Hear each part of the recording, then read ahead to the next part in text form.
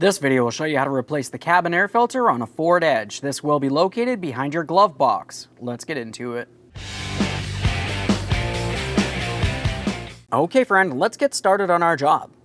Locate your glove box, open the glove box, remove anything located inside. After that, you're going to take hold of each edge here. We're carefully pulling them inboard, flexing them just enough that this will come down. After that, we're rolling it out of its lower hinged joint.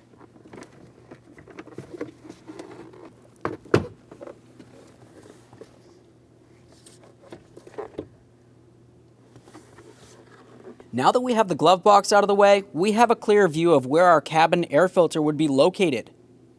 It has a protective door. Along the driver's side, you have a small clip that you can press in, and then you should be able to dislodge this by pulling it out diagonally and pulling it away from the passenger side. Just a quick inspection of that cover and we'll set it aside. That exposes our cabin air filter. To remove the cabin air filter, carefully reach inside of the area. Be aware of any pinch points. Slide it straight rearward. We're also being aware of any miscellaneous debris that might be captured up along the top of this. We don't want anything falling inside of the blower motor assembly. There it is, friend. Prior to installation of any brand new part, of course we want to make sure we clean and inspect our mounting area. For this, I'm only using a clean rag, no detergents. Let's give this a quick wipe. A quick inspection inside this port here. Everything looks good. Let's continue on with our installation.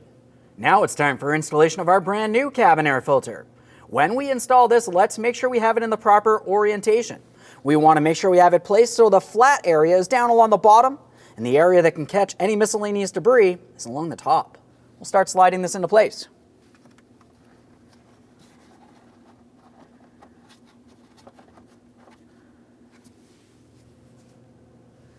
Now, once you feel as though you have it pressed in as far as possible, we'll continue on with our protective cover. Now, as for our plastic cover, we're going to start by rolling in the passenger side first. We'll bring this in at an angle and lock it in towards the driver's side. Double check to make sure that's secured in place and it does not fall off. One last quick inspection in this area and we can reinstall our glove box. Now, when we go to install our glove box, let's just have a quick look along the bottom of the glove box door itself. You're going to find that you have 3 small hooks.